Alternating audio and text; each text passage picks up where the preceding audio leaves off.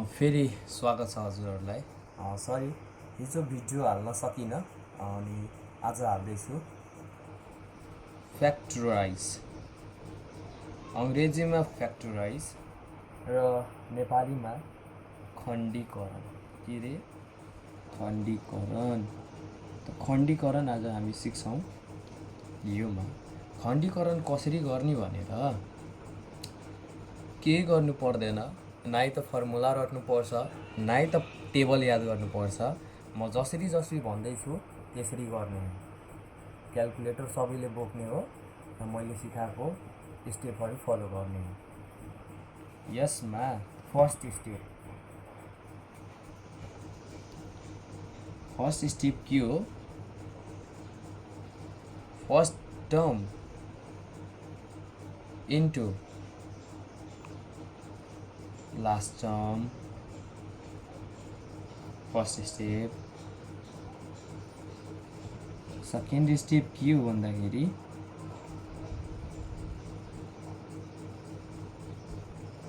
Question यसरी हुन्छ। हजुरलाई म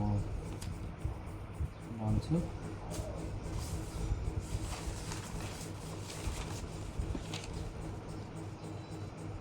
यो क्वेसन भयो, x square plus 5x plus 4। Question यसरी हुन्छ। हेर्नुहोस्, तीनवटा टर्म हुन्छ। यो फर्स्ट, यो सेकेन्ड, यो थर्ड, तीनवटा भयो। अब हामीले के गर्नुपर्छ भन्दाखेरि यो फर्स्ट नम्बर जुन छ नि एक्स स्क्वायर, यो नम्बर त होइन, अल्फाबेट हो। यसको अगाडि के हुँदैन भने 1 बुझ्नुपर्छ हामीले। 1 सँग के छ? मल्टिप्लाई छ। यो 1 र 4 को मल्टिप्लाई गरिदिने, 1 × 4 = 4। अनि अब ध्यान दिनुपर्ने कुरा के हो भन्दाखेरि लास्ट टर्मको अगाडिको यो के को साइन छ? प्लसको साइन छ। अनि हामीले के गर्नुपर्छ भन्दाखेरि सेकेन्ड स्टेपमा कि फर्स्ट इन्टु लास्टलाई मल्टिप्लाई गरी 4 ल्यायो, मल्टिप्लाई गरी 4 र जोडेर हामीले यो प्लस गरेर 5 ल्याउनु पर्ने, यो बिचको भाग ल्याउनु पर्ने। यो हाम्रो सेकेन्ड स्टेप हो। हामी कसरी ल्याउँछौँ? यहाँ आफै क्यालकुलेटर निकाल्ने अथवा यसरी गर्ने, 4 गर्ने अनि यसलाई फ्याक्टर गरिदिने। 2 × 2 = 4 भयो नि। अनि 2 को टेबल फेरि 2 × 1 = 2। अब यसलाई कसरी गर्ने त? अब यसरी गर्ने, x square plus 5x plus 4। अब यहाँ हामीले प्लस गरेर 5 ल्याउनु पर्ने। यहाँ हेर त, यहाँ 2 × 2 = 4 अनि 4 × 1 = 4। 4 × 1 गर त कति भयो? 4 एन्ड 4 प्लस 1 गर त 5। यसरी भयो। यो मल्टिप्लाई गराएँ मैले अनि यसलाई लास्टमा प्लस गरिदिएको। अब यसरी गर्ने, एक्स स्क्वायर प्लसको प्लस, यो जति छ नि यो बिचवाला प्लस हामीले गरेर ल्याएको, यो हेर्नुपर्छ ल साइन। 4 प्लस 1 गर्ने र केले मल्टिप्लाई छ त? एक्सले। यो मैले सारेँ। त्यसपछि 4 लेख्ने। देन आफ्टर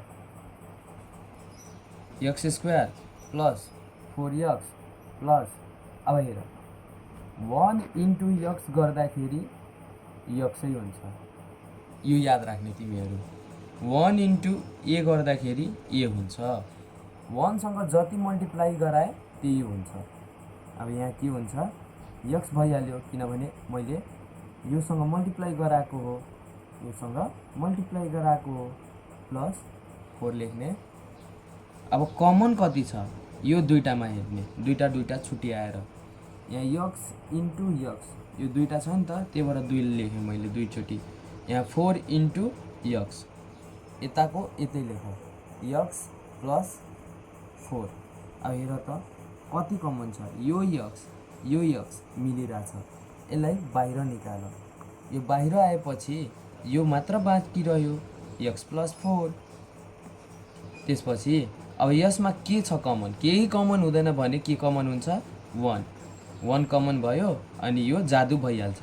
यो जे छ यो लास्टमा त्यही आइहाल्छ, एक्स प्लस 4। अब यसमा के कमन छ? एक्स प्लस 4 अनि एक्स प्लस 4 अनि x + 1 यो एन्सर भयो। आजको लागि यति नै, अब अर्को भिडियोमा हाल्छौँ हामी।